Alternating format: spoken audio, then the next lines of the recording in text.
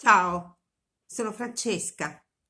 Ti presento in modo semplice questo libretto semplice che ho scritto, che è stato dettato dalle emozioni, dall'amore che porto nel cuore per una terra che è stata uno dei primi luoghi del cuore della mia vita, in cui ho vissuto dalla metà degli anni 60, quando ero bambina, sentendomi per lungo tempo a casa. E Termini di Massalubrense, un paesino della penisola sorrentina posto sull'estrema propaggine di questa terra meravigliosa, fatta di montagne, che come vedete in copertina sprofondano nel mare. Il libro è scaturito dal desiderio di raccontare le emozioni, le esperienze vissute in questa terra, nei luoghi di aggregazione tra la gente, quindi nella piazza, nella chiesa, nelle botteghe, sulle strade, ma anche camminando nella natura selvaggia, sui sentieri, sulle rocce scoscese.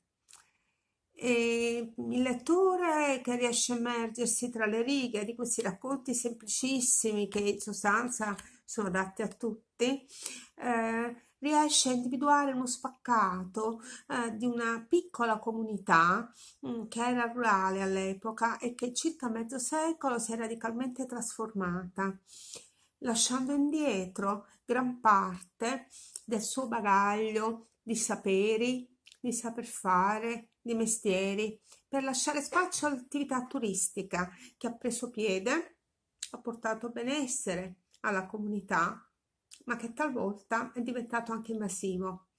Ho pensato di dedicare questo libro ai giovani perché affinché ricordino le proprie radici e le valorizzino con nuova consapevolezza, con nuove capacità culturali, umane e anche tecnologiche, affinché possano trasmettere al futuro anche delle pagine di storia umile, non scritta.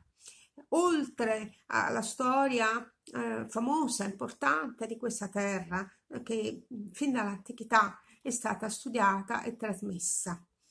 I racconti sono brevi e si articolano in un percorso ideale ma anche concreto nel territorio, che parte dal monte, il luogo, il Monte San Costanzo, il luogo tanto caro agli abitanti, tant'è che vi hanno posto la cappella, la casa del loro santo protettore.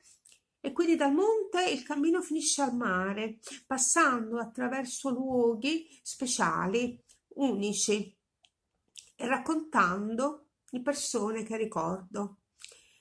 E questo racconto si svolge dalla terra all'acqua, dal monte al mare di Punta Campanella, dove la terra finisce, in un luogo particolare, selvaggio, inquietante, un luogo di vita ma anche di morte, un luogo in cui i flutti hanno portato cultura, hanno portato civiltà, hanno portato vita e sviluppo, ma hanno anche portato morte. Gli abissi raccontano anche storie di morte, di naufragi, storie inquietanti che vi invito a scoprire. Allora, buona lettura e buon cammino consapevole per tutti gli escursionisti che cammineranno su questa terra. Un saluto, ciao, spero che sia gradito.